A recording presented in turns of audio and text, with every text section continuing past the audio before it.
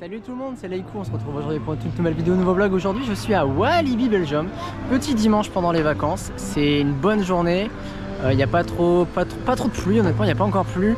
Et franchement petite sortie en famille, du coup on profite parce qu'il découvre Mégalodon. Alors moi du coup je l'ai fait l'hiver dernier, lors de la saison hivernale à Walibi, j'ai découvert ça et franchement c'était très bien. Mais là on est au printemps, il fait des températures positives, on profite de toutes les attractions au sein du parc et franchement il y a énormément de choses à faire.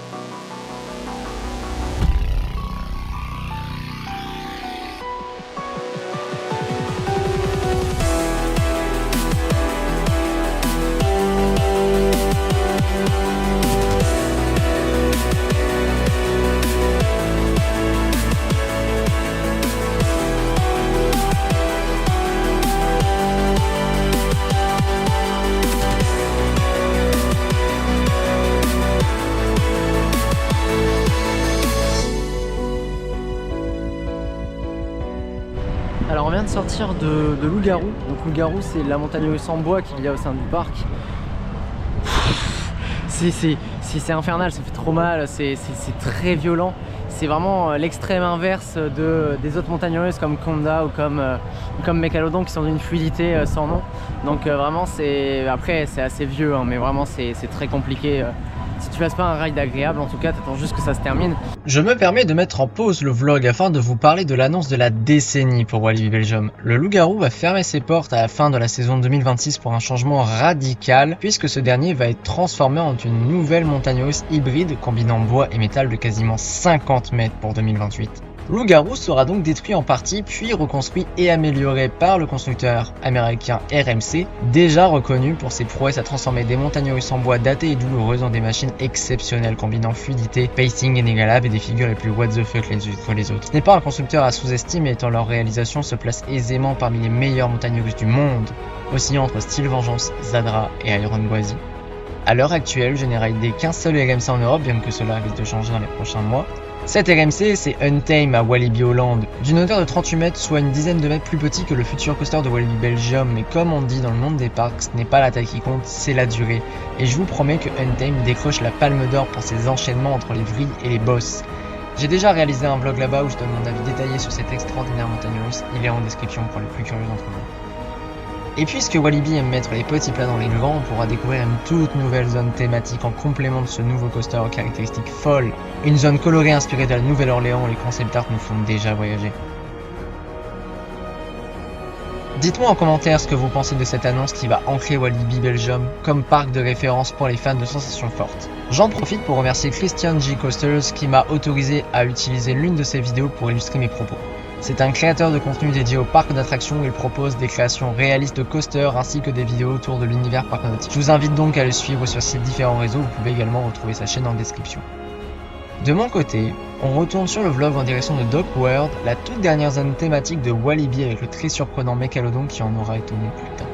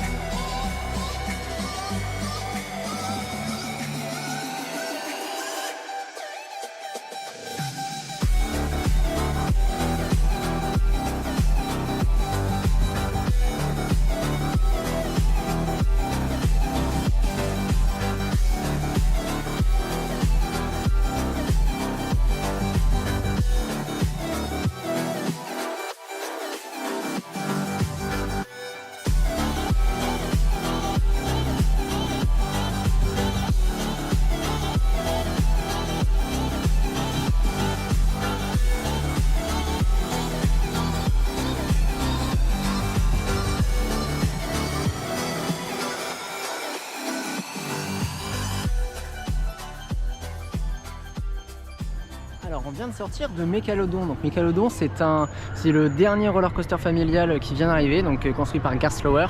C'est un airtime coaster, donc c'est un nouveau type de montagne russe où vous êtes toujours assis dessus, etc. Sauf qu'il y a beaucoup plus d'éléments dynamiques, vous allez avoir beaucoup plus de boss, qui procurent plus d'airtime.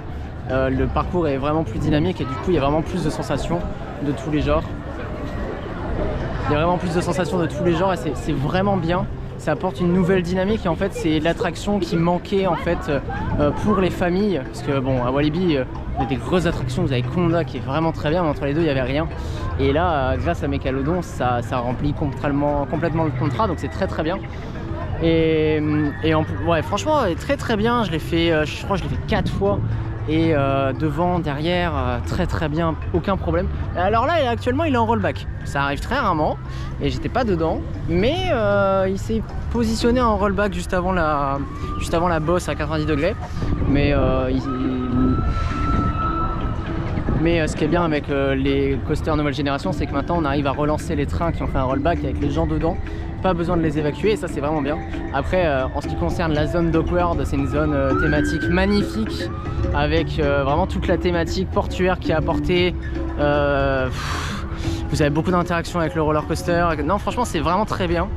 Juste peut-être un point d'amélioration, ce serait de mettre des filets à certains endroits de la file d'attente parce que, enfin quelque part, si je veux escalader la file d'attente et monter sur le rail pendant que le coaster tourne, c'est grave possible et ça peut être problématique, sachant que c'est déjà arrivé sur Tiki-Waka il y a quelques années. Ça n'avait pas fait de blessés, mais il y avait un mec qui avait envie de monter sur le rail.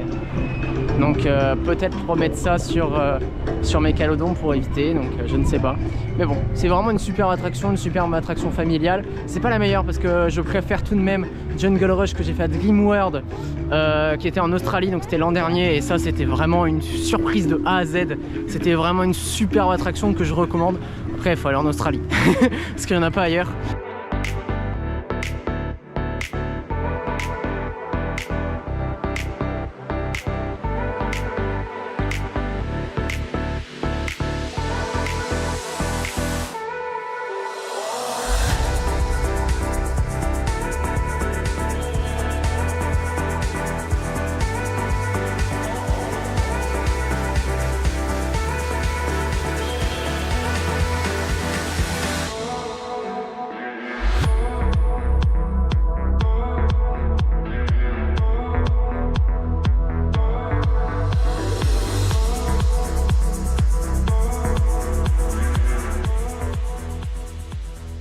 Qui dit printemps dit ride aquatique parce qu'il faut savoir que en fait en hiver les bûches et Raja River ne sont pas ouvertes, et là je me dis il fait 15 degrés, c'est les vacances, c'est le printemps, allez on part sur Raja River. Ça fait très longtemps que je n'ai pas fait ce genre de ces bouées, spécifiquement celle-là, parce qu'en fait je sais qu'on peut vraiment être vraiment rincé, et petite flippette que je suis, j'ai mis mon kawaii voilà, très clairement.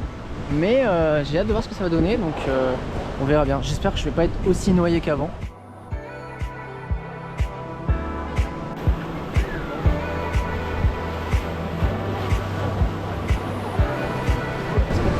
Et si on n'est pas noyé, on le refait hein.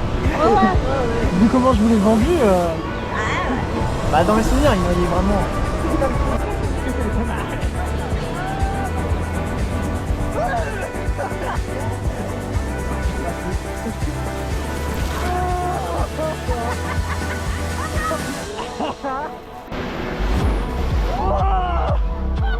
Voilà.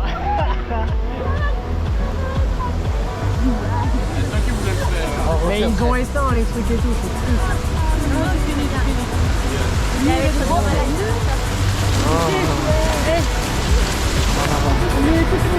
Et bah c'est dommage, on est moins mouillé qu'avant.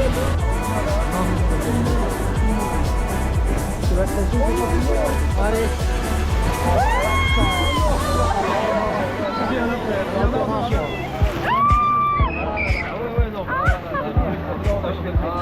Bah là tu peux le mettre dans le... Alors t'as dit, t'as suivi un peu plus ou pas là? It was at this moment that he knew. He fucked up. Va falloir suivre. Allez regarde. Ah, celle-là. Oh sa mère. Tiens, tu vas être mouillé. C'est la fin. J'ai senti un peu dans mon dos. Ah oui, là, t'as tout.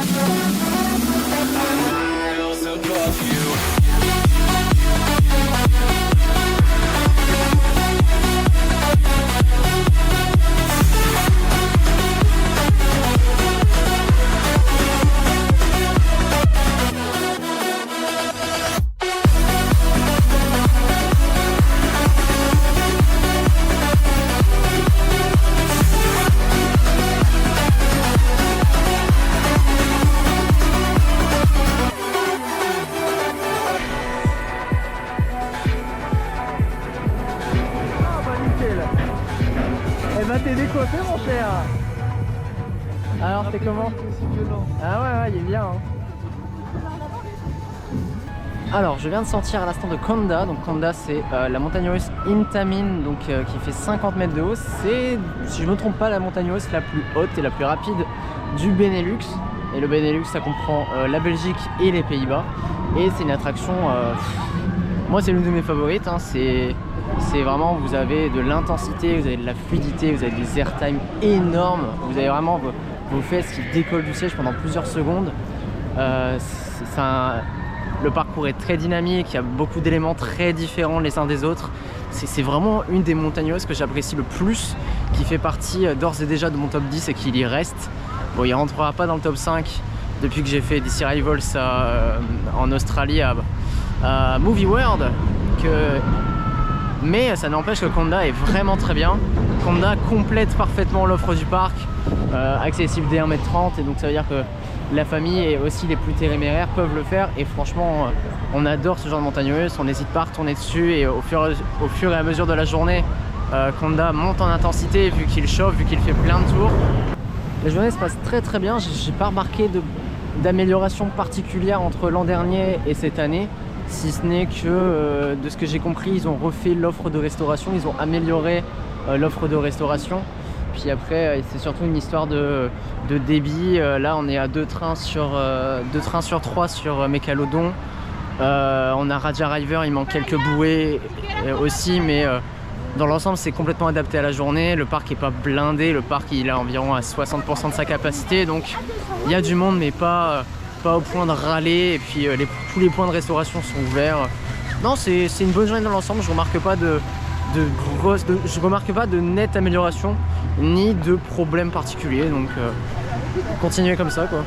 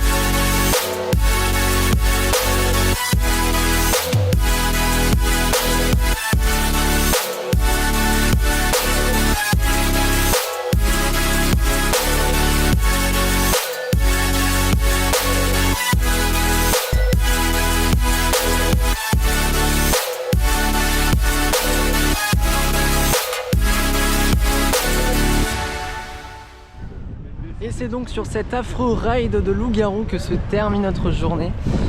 Franchement ça a été une bonne journée dans l'ensemble, même si comme je disais précédemment j'ai pas vu d'énormes améliorations. Mais en soi c'est pas forcément mauvais, c'est juste que le parc est très très bien comme il est. Pas de soucis particuliers, tout se passe très très bien dans le meilleur des mondes. Après moi il y a quelque chose que j'ai remarqué, ça reste mon point de vue, mais je trouve qu'en fait Walibi Belgium c'est un parc qui est très très bien de manière générale, mais qu'il est vraiment bien, on va dire, pour tout ce qui va être si vous êtes entre amis, si vous voulez vraiment faire des grosses attractions, si vous voulez vraiment avoir des grosses frayeurs, etc. Pour moi Walibi Belgium remplit Walibi Belgium remplit pleinement ce job, et sans compter que voilà, il y a des montagnes russes de rang mondial. Vous avez aussi un parc aquatique avec l'ajout de nouveaux toboggans qui font que voilà, on passe de très bons moments à Walibi. Mais c'est vrai que si je devais ramener ma famille, on va dire de 3 générations, c'est-à-dire les parents, les adultes, voire les adolescents et les enfants, pour moi c'est pas Walibi que je choisirais, mais ce serait plutôt Bellewaerde, parce que de mon point de vue personnel bien sûr, en fait il y a un truc que Bellewaerde a que Walibi n'a plus. C'est, on va dire, ils ont vraiment un environnement en fait. Bellewaerde, ils ont tout un espace de végétation, ils ont des arbres, voilà, il y a un environnement, il y a une espèce de jungle et tout, où même tu te balades sous les arbres, la forêt et tout. C'est vraiment quelque chose que j'adore, parce que je sais pas vraiment pourquoi, mais c'est vraiment quelque chose que j'apprécie plus.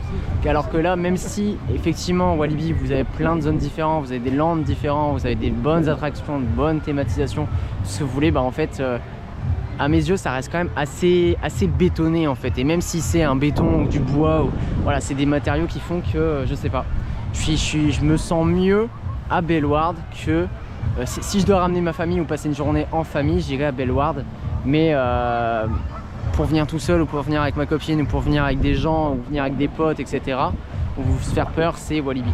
Voilà, je voulais juste dire ça, les deux parcs sont très bien, mais chacun a un petit truc en plus qui font que l'un bat peut-être l'autre. Et voilà, donc c'est tout pour cette vidéo. On se retrouve très prochainement pour une prochaine vidéo, pour un nouveau vlog.